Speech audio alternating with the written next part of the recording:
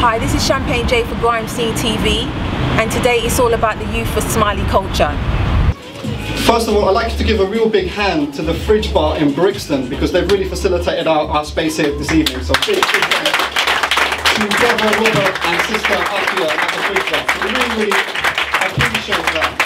And the whole point of our event, we've done, me and my friends and our networks, we've done 6 events in the last 6 months. We did a commemoration for Patrice Lumumba, we did something for Haiti, we did something for Palestine, we also did things on hip-hop history, where Brother Loki and Akala and a few others were repping at.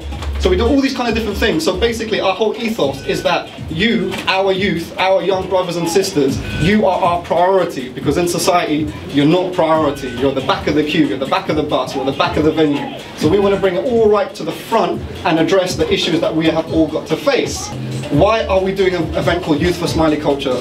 Again, it goes back to our ethos, youth come first, our youth come first, your challenges come first, your issues come first. And this is about having a conversation with you guys.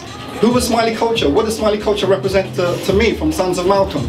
Smiley Culture represents that cultural resistance that empowers us, that made us feel to some extent within our own skin and our own communities that this country to which we came, from the lovely warm places that we came from all around the world, from the British Empire, that this country, that we can be all right here, that this can be our home, that we can fight for our rights here, and that we can develop this new cultural experience that we have as young people and not so young people. So it really gave us that strength. So we've got great challenges ahead of us today, and that's why it's important that we have movements like this and campaigns like the Smiley Culture campaign to confront and highlight the injustice that the criminal justice system and society in general places upon us. But that movement has to be focused, it has to be disciplined, has to be one that is supportive of leadership and also informed by our own history. We haven't got where we are today without knowing what our history is as a people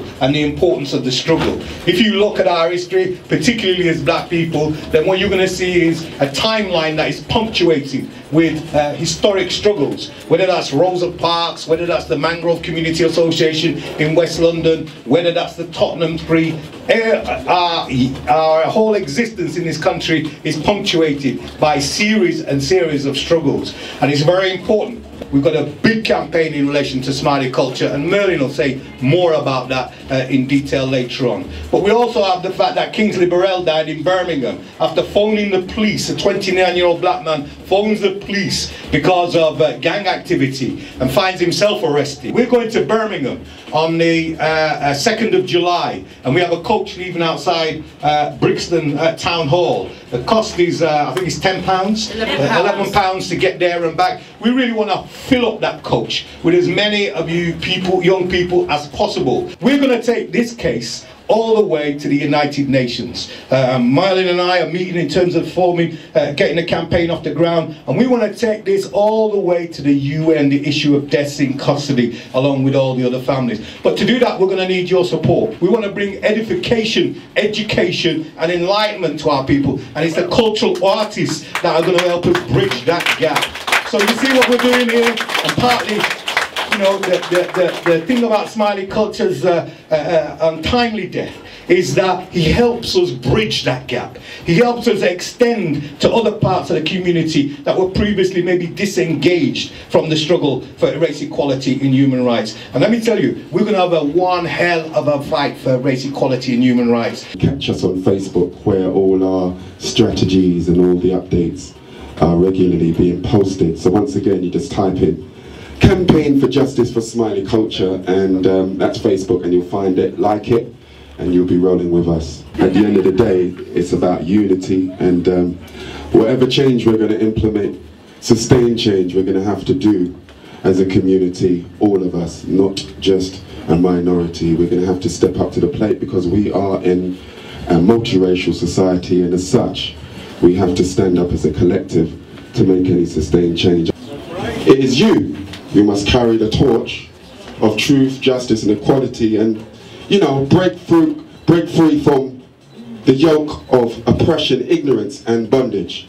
And, you know, we've got adults here, and adults, if we change, if we make a change, what's going to happen? Policies change, politics change, regions may change, but you, the youth, If you should change, the whole system of things has to change, and ultimately, the future of our world must change.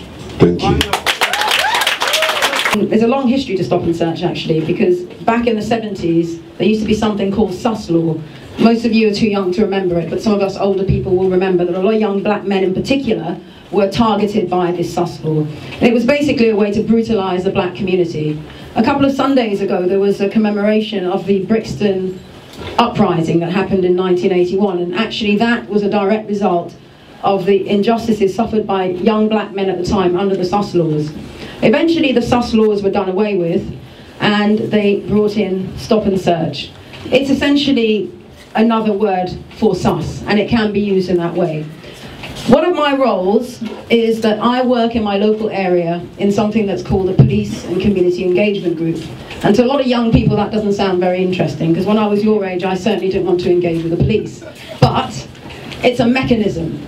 The point is, there are structures, they're not perfect and they're not going to solve all the problems, but they're there for people to monitor how the police stop and search you. So what I'm trying to get people to do is to get involved in the structures in your community. Talk to your youth workers, talk to your community consultative groups, go and tell them about your experiences. Take it to the borough commanders, take it higher. So after looking at the problems that was going on in the area and what the problems that we could relate to ourselves, we decided to run with the stop and search thing. So we actually made a mobile phone application that tells you your stop and search rights when you get stopped and searched by the police, step by step, like what the procedure should be, what they can do and what they can't do. So if you get stopped and searched now, basically you can actually log your experience in terms of how much respect you were treated with, how clear the reason was for your stop and search and things like that. And then basically once you've filled that out now, you can press a button and it locates to like a map in your phone, you know, like GPRS and Google Maps and them things there. So basically it locates onto the map, shows you exactly where you were stopped and searched in the country, and how you felt about your stop and search as well. And then when you log into the map, you can look around and see everyone else who was stopped and searched in your area and how they felt about it as well. So it should do a lot for police accountability. Now I've got a magazine, and I know Iris, and I want you to give me your stories so that we can have our own media, we can tell our own stories, so that, you know, we'll have our own spin, so that we can get our voice heard out there.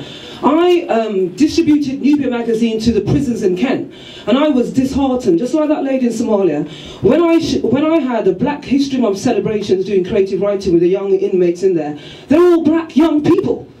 In Kent, it's 77% black young people, and guess where they're from? They're from London, they're from Peckham, they're from here. All these young people, they don't know their rights, so we need to get politically wise. It's not all about dancing and singing and texting and grinding and winding all them things there. You have to get to wake up. And remember, Bob Marley said, emancipate yourself from mental slavery. Yeah. Only you are going to free your mind. And we've got to stand up, young people, and we've got to do something about it. And next week Saturday, we're having a Nubia magazine fundraising right here, so come join us and get your voice heard. Thank you.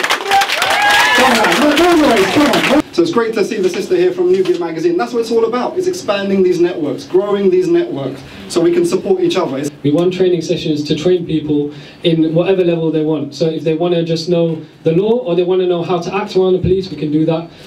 Just literally, if it's not even about the law, it can just be how to be confident and how to act in relation to them. I mean, ever since I was 18, every single time that I've been stop and search, or I've been arrested or anything like that, all of the times that has happened, I'd say about 75% of the times I've sued and they've had to pay me money. So,